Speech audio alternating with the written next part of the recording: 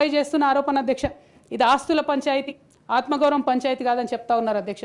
నేను ఇవాళ మీ ద్వారా తెలంగాణ ప్రజలకు చెప్పదలుచుకున్న అధ్యక్ష నాకు దైవభీతి ఎక్కువ అధ్యక్ష, దైవ భక్తురాలు నేను. లక్ష్మీ నరసింహస్వామి మా ఇంటి దేవుడు అధ్యక్ష. ఆ లక్ష్మీ నరసింహస్వామి మీద ప్రమాణం చేసి చెప్తా ఉన్నా అధ్యక్ష. ఒక మహిళగా నాకు 2 కొడుకులు ఉన్నారు అధ్యక్ష, వాళ్ళిద్దరి మీద ప్రమాణం చేసి చెప్తా ఉన్నాను, నాది ఆస్తుల పంచాయతీ కాదు అధ్యక్ష, నాది ఆత్మగౌరవం పంచాయతీ.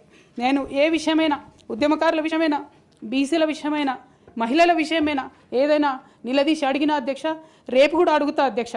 అందులో ఎట్టి పరిస్థితులలో కాంప్రమైజ్ అయ్యే విషయమే లేదు అధ్యక్ష. ఈ సందర్భంగా తమరికి కూడా నేను ఒక మాట చెప్తా ఉన్నా అధ్యక్ష.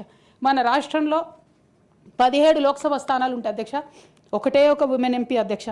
119 అసెంబ్లీ సీట్లు ఉంటాయి అధ్యక్ష. అన్ని పార్టీలు కలిపి 8 మంది ఉన్నారు అధ్యక్ష మహిళలు. 40 మంది ఉన్న ఈ శాసన మండలిలో 3 ఉన్నాం అధ్యక్ష లేడీస్. మేము ఇక నేను పోతే 2 మిగులుతారు అధ్యక్ష. కానీ ఎంత అన్యాయం అంటే అధ్యక్ష, ఎంత చిన్న చూపు అంటే మహిళలు అంటే, పొలిటికల్ పార్టీస్కైనా ఆఖరికి కౌన్సిల్ కూడా అధ్యక్ష. నేను నిన్న మొన్న ఫామ్స్ సైన్ చేస్తున్నా అధ్యక్ష, ఎక్కడా కూడా సభ్యురాలని లేదు అధ్యక్ష, ప్రతి చోట కూడా సభ్యుడనే ఉన్నది. తమరన్న దయచేసి మార్చాలి అధ్యక్ష. ఈ మొత్తం 4 మహిళలకు సమాన హక్కులు కాబట్టి రుద్రమదేవి గురించి ఇలా మాట్లాడుకుంటున్నామంటే డెఫినెట్గా